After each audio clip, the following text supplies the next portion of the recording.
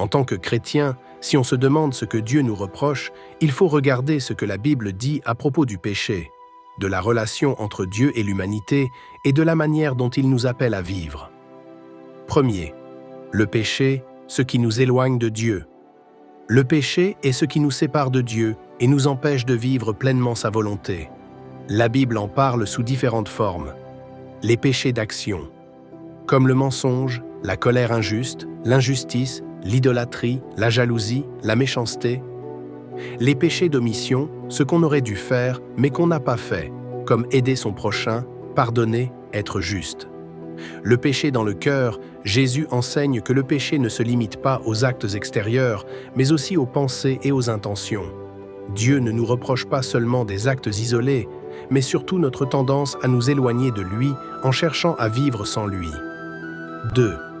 Le message de l'amour et de la réconciliation. Loin d'être un Dieu qui se contente de reprocher et de punir, Dieu veut que l'homme revienne à lui. La Bible est remplie d'appels au repentir et à la réconciliation.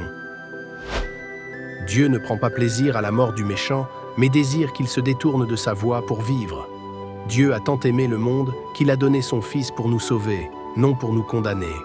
La parabole du Fils prodigue illustre parfaitement l'amour de Dieu qui nous attend les bras ouverts. Troisième, les reproches de Jésus aux croyants. Dans le Nouveau Testament, Jésus reproche plusieurs choses aux gens, en particulier aux religieux de son époque.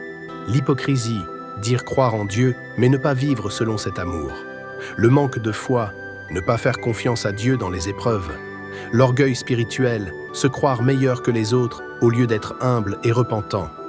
L'indifférence aux autres, ne pas s'occuper des pauvres, des malades, des exclus. Quatrième, que faire face à cela? Plutôt que de simplement voir ce que Dieu nous reproche, le christianisme nous invite à répondre à son appel, reconnaître nos fautes et demander pardon, chercher à changer avec son aide, aimer Dieu et notre prochain en acte et en vérité, avoir confiance en sa grâce car il nous aime.